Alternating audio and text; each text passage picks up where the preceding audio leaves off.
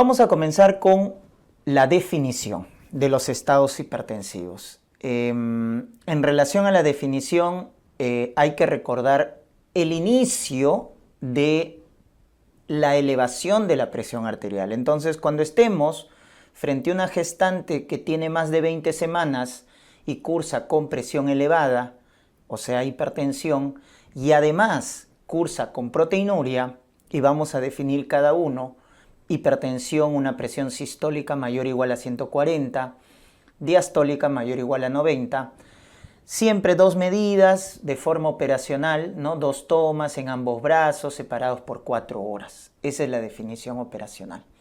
Entonces, una presión elevada en una gestante más de 20 semanas con proteinuria. ¿Y cómo se define una proteinuria significativa? El gol estándar es en orina de 24 horas, cuando es mayor o igual de 300 miligramos, o también te pueden decir, ojo, más de 0.3 gramos. Un índice de proteína creatinina en una muestra de orina simple, más de 0.3. Muestra de orina simple, es la ventaja. O si no tenemos métodos cuantitativos, el cualitativo, que es la tira reactiva. Entonces, esto es lo clásico, lo frecuente con lo que nos vamos a topar. Una gestante que tiene más de 20 semanas con presión elevada y proteinuria. Entonces, a eso se denomina preeclampsia, ¿correcto? Y es la preeclampsia típica, la preeclampsia clásica que siempre le hemos conocido.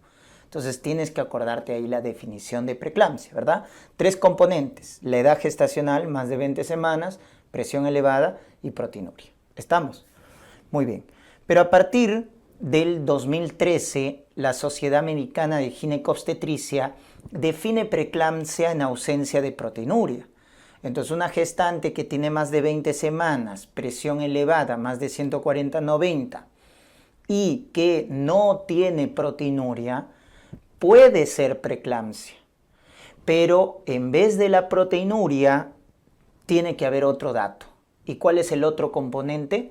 La falla de órgano, que puede ser por una plaquetopenia o trombocitopenia menos de 100.000, o una insuficiencia renal demostrada por una creatinina más de 1.1, o la elevación de enzimas hepáticas, TGO más de 70, duplicado, TGO más de 70, o edema agudo de pulmón, o la presencia de síntomas premonitorios. Acuérdense ahí la cefalea, el escotoma y el dolor abdominal, la mnemotecnia CET, cefalea, escotomas, dolor abdominal. Entonces, cuando tú tengas una gestante más de 20 semanas con presión elevada, pero en vez de proteinuria hay falla de órgano, entonces también es preeclampsia. Pero si quieres ser más específico, su apellido será preeclampsia atípica, ¿correcto? Esta es la preeclampsia atípica.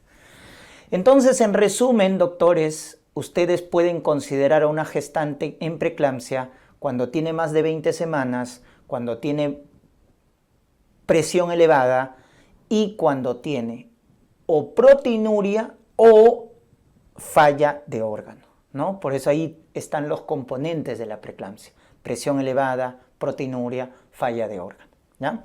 Muy bien, entonces esas definiciones tienen que dominarlas bien. Sobre todo los marcadores de falla orgánica, que son los que reemplazan a la proteinuria para también definir preeclampsia, ¿ya?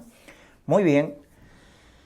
Pero hay otros estados hipertensivos. Por ejemplo, tenemos la hipertensión crónica, que se define como aquella presión elevada, más de 140/90, pero que aparece en las primeras 20 semanas, ¿correcto? En las primeras 20 semanas. Y ese es el diferencial.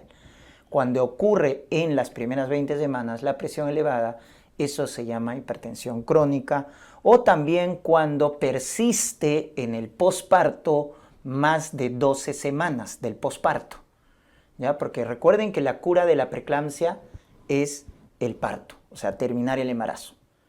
Pero si persiste en el posparto más de 12 semanas la presión elevada, eso también se considera hipertensión crónica, ¿se recuerdan? Muy bien. La gestacional, que es la presión elevada y que tiene más de 20 semanas y que no tiene ni proteinuria ni falla de órgano, no tiene nada, solo presión elevada y tiene más de 20 semanas. Entonces ahí será hipertensión gestacional. Para diferenciarla de la preeclampsia, que acabamos de ver, que tiene presión elevada, tiene más de 20 semanas, pero que tiene algo más, o bien la proteinuria significativa, o bien la falla de órgano, como estamos definiendo.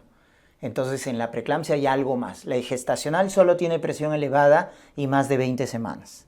La preeclampsia tiene, además de eso, o proteinuria o falla de órgano. Eso tienen que entenderlo bien, por favor. Y tanto la gestacional como la preeclampsia son estados hipertensivos transitorios, porque normaliza la presión dentro de las primeras 12 semanas del posparto. ¿Correcto? Son estados transitorios de hipertensión, porque dentro de las 12 semanas del posparto se normaliza. Ya que si persiste la presión elevada pasada las 12 semanas, recuerden que se llama hipertensión crónica. Doctores, esto es muy importante. Tienen que definir bien su estado hipertensivo, ¿ya?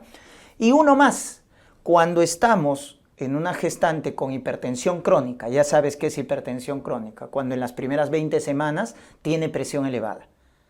Y pasa las 20 semanas y aparece proteinuria. Entonces a eso le vas a llamar hipertensión crónica sobreagregada con preeclampsia. O sea, es una gestante que, por ejemplo, a las 12 semanas empieza a hacer presión elevada, ¿correcto? A las 12 semanas. Entonces es hipertensión crónica. Y que a partir de las 20 semanas en adelante empieza a aparecer proteinuria. Entonces a esa hipertensión crónica le vas a acuñar el término sobreagregada con preeclampsia, ¿ya? Finalmente son esos 4 estados hipertensivos que se pueden presentar en el embarazo. Entonces hay que tener muy en cuenta la definición. Vamos con la fisiopatología, muy interesante en la preeclampsia, ¿no? Comencemos con lo normal. Miren, ahí tienen la imagen de una buena placentación, de una buena invasión de las células del trofoblasto. Entonces, se tienen que acordar de fisiología, que acá hablábamos de que las células del trofoblasto, que están de color verde, miren cómo invaden la capa muscular de las arterias espirales. De tal manera que la arteria espiral, ¿no es cierto?, se dilataba. Entonces iba a haber bastante flujo y baja resistencia, ¿correcto? Y eso es finalmente lo normal, como estamos viendo. Bastante flujo y baja resistencia. Por el buen remodelado vascular, por la buena placentación, por la buena invasión de las células del trofoblasto a la capa muscular de las arterias espirales. Esto, bioquímicamente, ¿cómo se produce? Porque hay un juego de sustancias angiogénicas. ¿Cómo es ese juego? Vamos a ver acá. Entonces hay un equilibrio, como pueden ver acá, en un embarazo normal, entre los factores angiogénicos, que es el factor de crecimiento placentario, o PIG, y el factor de crecimiento endotelio vascular. Estos dos son factores angiogénicos, o sea que promueven el remodelado vascular. Mientras que los antiangiogénicos son estas dos proteínas, el SFLT1 y el S-endoglina, o sea, las fracciones solubles del FLT1 y de la endoglina. Estos son factores antiangiogénicos. Entonces ustedes lo van a ver así, ¿correcto? Lo van a ver así a nivel de las arterias espirales. Vamos a ver que miren los factores angiogénicos, que es el punto celeste y punto verde, miren, ahí están, se van a unir a los receptores que están en el endotelio de las arterias espirales, como estamos viendo ahí, miren, se unen a sus receptores y promueven el remodelado vascular, la angiogénesis, y por lo tanto llevan a esto, alto flujo y baja resistencia en un embarazo normal. Pero las fracciones solubles de estas dos proteínas, del SFLT1 y la endoglina, que lo ven acá, lo que se encargan es de unir, como son fracciones solubles, se unen a los factores angiogénicos e impiden que se unan a su receptor en el endotelio de las arterias espirales. Entonces esa es la función. Pero como son pocos, entonces lo que predomina es la interacción de los factores angiogénicos con el receptor del endotelio de los vasos espirales, de tal manera que hay un adecuado remodelado. Entonces hay un equilibrio, como estamos viendo.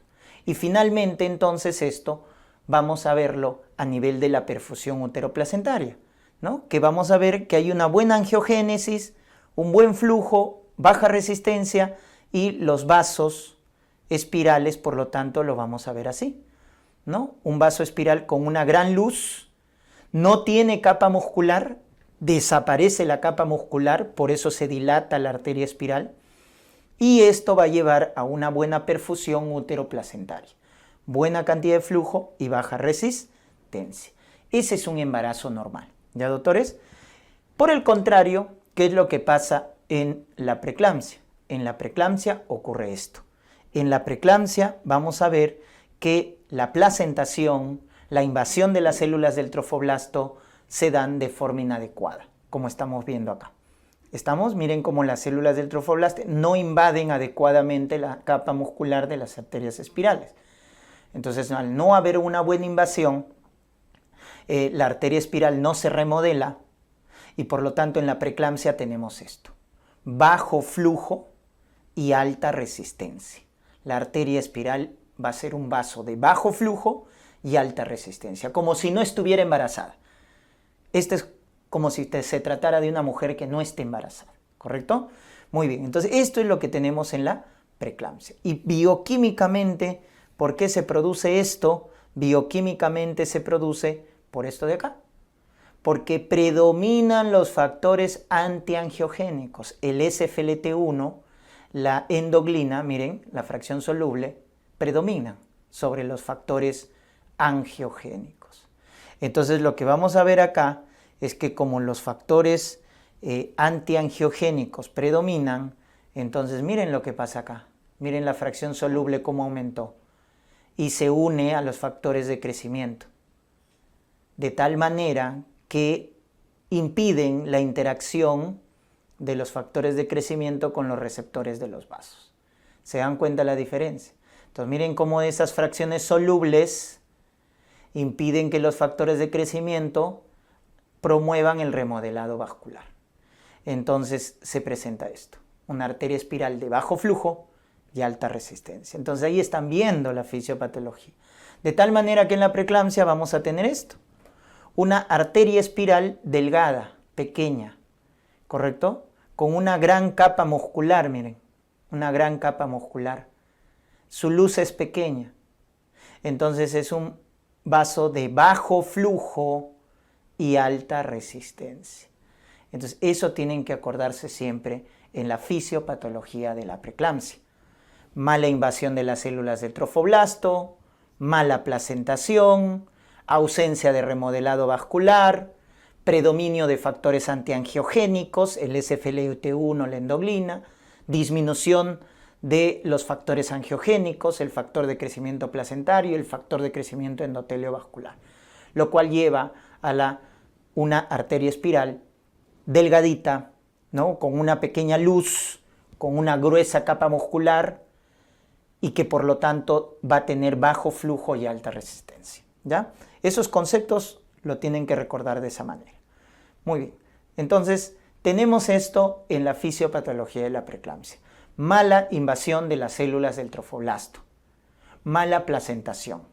Eso lleva a que no haya un adecuado remodelado vascular en las arterias espirales y por lo tanto haya una insuficiencia uteroplacentaria. Esa insuficiencia uteroplacentaria lleva a complicaciones como puede ser el RCU por la insuficiencia placentaria, el feto no crece bien, se altera su hemodinamia y tiene el RCU o la restricción de crecimiento intrauterino, ¿no? El tipo 2, acuérdense, el asimétrico. También esa insuficiencia placentaria, recuerden, es promovida por el desbalance de los factores. Predominan los factores antiangiogénicos, SFLT1, endoglina, y disminuyen los angiogénicos, como es el factor de crecimiento placentario y el factor de crecimiento endotelio vascular. Producto también de la insuficiencia placentaria, hay oligohidramnios, ¿no? Oligohidramnios, menor producción de líquido amniótico. Muy bien. ¿Y esto a dónde lleva? Esto lleva finalmente a una disfunción endotelial sistémica. Disfunción endotelial sistémica, lo cual lleva a una alteración en las sustancias vasoactivas. Aumenta el tromboxano A2, aumenta la endotelina, que son potentes vasoconstrictores, y disminuye el óxido nítrico, disminuye la prostaciclina o prostaglandina 2, que son vasodilatadores. Entonces esa disfunción endotelial lleva a ese desbalance de sustancias, donde van a predominar los vasoconstrictores y van a disminuir los vasodilatadores. ¿Y eso a qué va a llevar? Va a llevar también, la disfunción endotelial va a llevar a aumento de la permeabilidad vascular. Entonces el plasma, doctores, se sale de los vasos porque aumenta la permeabilidad. Hay un trasudado del plasma. Entonces, ¿qué va a pasar dentro de los vasos sanguíneos en una mujer con preeclampsia? El volumen plasmático disminuye. Hay disminución del volumen plasmático, va a haber hemoconcentración. Lo contrario a un embarazo normal, donde había aumento del volumen plasmático, hemodilución, etc. En la preeclampsia es lo contrario. ¿Se dan cuenta? Producto de la disfunción endotelial. Y esta alteración, lógicamente, va a llevar a una presión arterial elevada, porque estamos viendo que predominan las sustancias vasoconstrictoras. Por eso la clínica más frecuente de la preeclampsia es la presión arterial elevada. Vamos a tener ya falla de órganos, otro componente importante de la preeclampsia.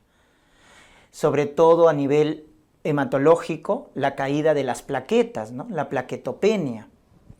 Los trastornos neurológicos, que pueden ir desde cefalea, desde confusión, hasta la convulsión tónico-clónica generalizada, que le vamos a llamar la famosa eclampsia. ¿Qué es la eclampsia? Es el déficit neurológico que se produce en la preeclampsia. Lo más frecuente, convulsión tónico-clónica generalizada.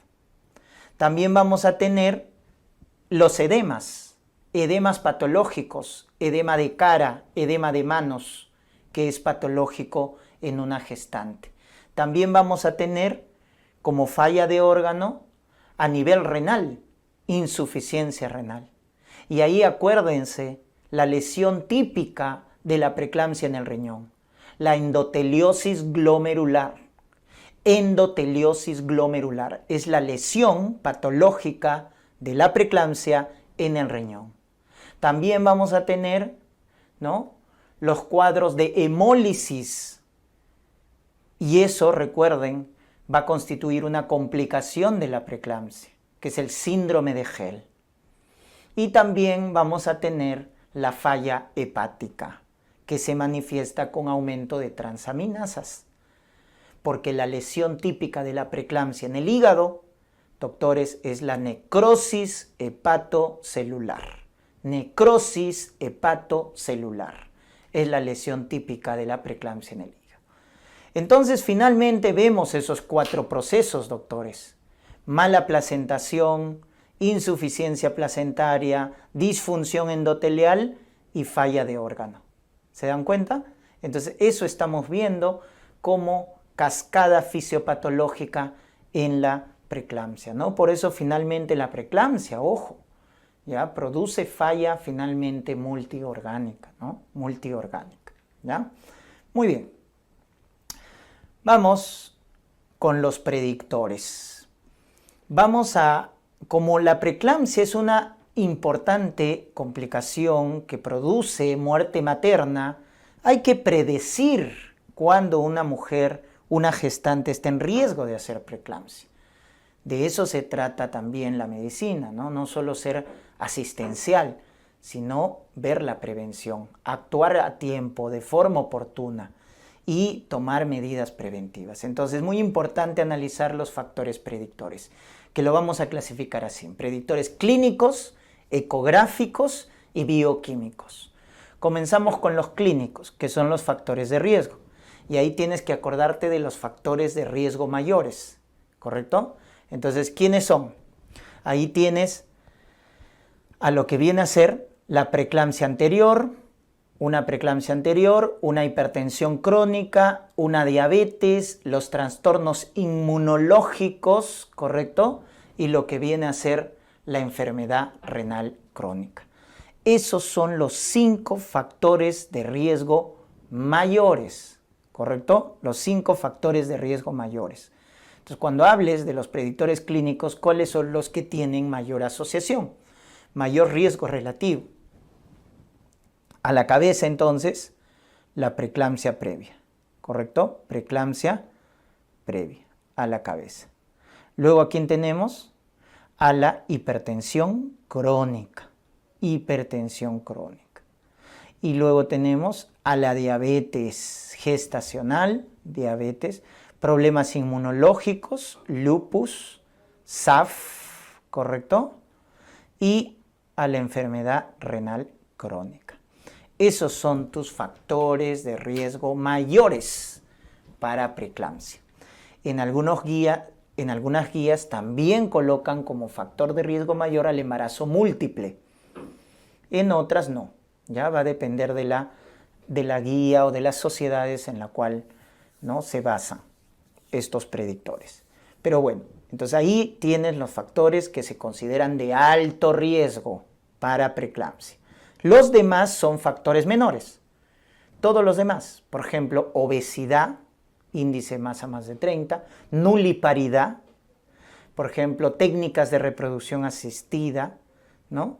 Las edades extremas, menores de 15 años, mayores de 40 años. Recuerden que enfermedad renal crónica es mayor, ¿ah? Junto con estos otros. ¿Ya? Entonces ahí lo estoy resaltando para que se acuerden quiénes son de alto riesgo y cuáles son los menores. Entonces obesidad, nuliparidad, etnia afroamericana, etc. ¿Ya? Podemos enumerar etnia afroamericana, mucha ganancia ponderal en el embarazo, edades extremas, ¿no? O adolescente o añosa, etc. Epilepsia. Todos los demás son menores. Entonces acuérdate siempre los mayores. ¿Ya? Por defecto todos los demás son menores. Paradójicamente hay un factor protector que quiero que te recuerdes, que es el consumo de tabaco. ¿Ya? La nicotina, el tabaco, forma o constituye un factor protector, porque se ha visto así en los estudios, que las gestantes que consumen tabaco tienen menos riesgo de preeclampsia. ¿Ya? Obviamente es una asociación, pero obviamente no se va a indicar, pues, ¿no?, como medida preventiva, porque obviamente es un hábito nocivo, ¿no? Pero deben tener en cuenta ese dato, ¿ya? Así como en cardiología, pues, ¿no? El consumo de alcohol moderado es cardioprotector, ¿no? Baja la presión arterial, el consumo moderado de alcohol. Entonces, mucho cuidado con eso, porque te pueden sorprender, ¿no? Entonces, acá el consumo de tabaco es factor protector de preeclampsia. Y vamos a tener el predictor ecográfico. ¿Cuál es el predictor ecográfico? El Doppler de la arteria uterina, ¿ya? El Doppler de la arteria uterina, como podemos ver acá, se puede evaluar en 2 momentos, ya sea en el primer trimestre o ya sea en el segundo trimestre. ¿Quién tiene más valor como predictor? El de primer trimestre, definitivamente. Este tiene más valor, porque evaluamos el famoso índice de pulsatilidad. El índice de pulsatilidad evaluamos en el primer trimestre, en el Doppler de arteria uterina. Entonces, cuando este índice de pulsatilidad es más del percentil 95, ¿qué nos está informando? Que la arteria espiral, en este caso, su remodelado es inadecuado. O sea, bajo flujo y alta resistencia. Entonces, cuando este índice de pulsatividad está aumentado, ojo, eso es inversamente proporcional al flujo. Así acuérdate. Flujo sanguíneo con índice de pulsatividad son inversamente proporcionales. Entonces, si el índice de pulsatividad es alto, por encima del percentil 95, el flujo es bajo. Eso es lo que te está representando. En cambio, en el segundo trimestre evaluamos el famoso notch protodiastólico. ¿Qué es esto de acá? esta muesca de acá es el notch protodiastólico. Ese notch protodiastólico en el segundo trimestre también lo que nos muestra es bajo flujo y alta resistencia, ¿no? Entonces eso hay que tener en cuenta. El Doppler de arteria uterina entonces en el primer trimestre, que se puede evaluar entre las 10 a 14 semanas, y el de segundo trimestre, que se puede evaluar entre las 20 y 24 semanas, nos sirven para predecir preeclampsia, ¿ya? Ahí está el notch protodiastólico, que es esa muesca al inicio de la diástole, y el índice de pulsatividad, que nos va a evaluar el remodelado vascular, ¿ya? Entonces, ¿quién tiene más predicción? El de primer trimestre, definitivamente. Nos va a servir para prevenir, porque si yo encuentro un Doppler de arteria uterina alterada en el primer trimestre, entre las 10 y 14 semanas, porque el índice de pulsatilidad está aumentado, entonces podré iniciar medidas preventivas, porque estoy a edades tempranas. En cambio, el Doppler al segundo trimestre, cuando me detecte el notch protodiastólico, la gestante tiene 20-24 semanas. Ya no nos sirve tanto para prevenir, pero nos va a servir para identificar aquellas gestantes que van a necesitar un seguimiento más continuo, ¿ya? Entonces mírenlo de esa manera. El de primer trimestre nos sirve principalmente para prevención y el de segundo trimestre para monitorización, ¿correcto? Ya está. Luego tenemos los predictores bioquímicos y acá tienen que acordarse de los factores que participan en la angiogénesis. ¿Se acuerdan del SFLT1? Que era una proteína, una tirosinquinasa que actuaba como factor antiangiogénico. Si yo divido este cociente SFLT1 sobre factor de crecimiento placentario en la preeclampsia, ¿qué es lo que va a pasar? Entonces, este cociente normalmente debe estar disminuido. Eso quiere decir que es bajo riesgo para preeclampsia, ¿correcto? Pero cuando hay riesgo de preeclampsia va a aumentar. ¿Por qué? Porque en la preeclampsia, acuérdate, el factor SFLT1 va a aumentar, que está en el numerador, y el factor de crecimiento placentario disminuye en la preeclampsia. ¿Te acuerdas? Este aumenta y este disminuye. Entonces, si aumentas el numerador y disminuyes el denominador, tu cociente aumenta. Por lo tanto, un cociente de SFLT1 sobre factor de crecimiento placentario aumentado nos indica alto riesgo. Si es más de 85, alto riesgo para preeclampsia precoz, que es aquella preeclampsia que se presenta en las primeras 34 semanas, que es la preeclampsia más grave, la precoz. En cambio, si ese cociente es más de 110, alto riesgo de preeclampsia tardía. ¿Cuál es la preeclampsia tardía? La que se presenta a partir de las 34 semanas, que es la más frecuente, la preeclampsia tardía. Entonces miren cómo, dependiendo del valor del cociente, un cociente SFLT1 sobre factor de crecimiento elevado nos indica alto riesgo de preeclampsia, ¿ya? Muy bien, también el ácido úrico aumentado también nos puede predecir preeclampsia, etc. Entonces, finalmente, tenemos estos predictores que si nosotros conjugamos, entonces evaluamos factores de riesgo, ¿no? La historia clínica, los antecedentes, las condiciones maternas. Monitorizamos la presión arterial media, que es la presión basal de la paciente. Monitorizamos el factor de crecimiento placentario, que sabemos que en la preeclampsia está disminuido. Y utilizamos el Doppler de arteria uterina, monitorizando el índice de pulsatilidad.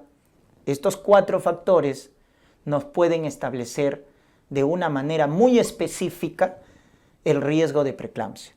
De tal manera que si los combinamos, sacamos una evaluación del riesgo de preeclampsia entre las 11 y 14 semanas. Entonces esto se hace de manera computarizada y nos sale un cociente, un valor. Entonces el riesgo es bajo si ese cociente es menos de 1 sobre 100. Por el contrario, el riesgo es alto si es más de 1 sobre 100. ¿Ya? Acá entonces, riesgo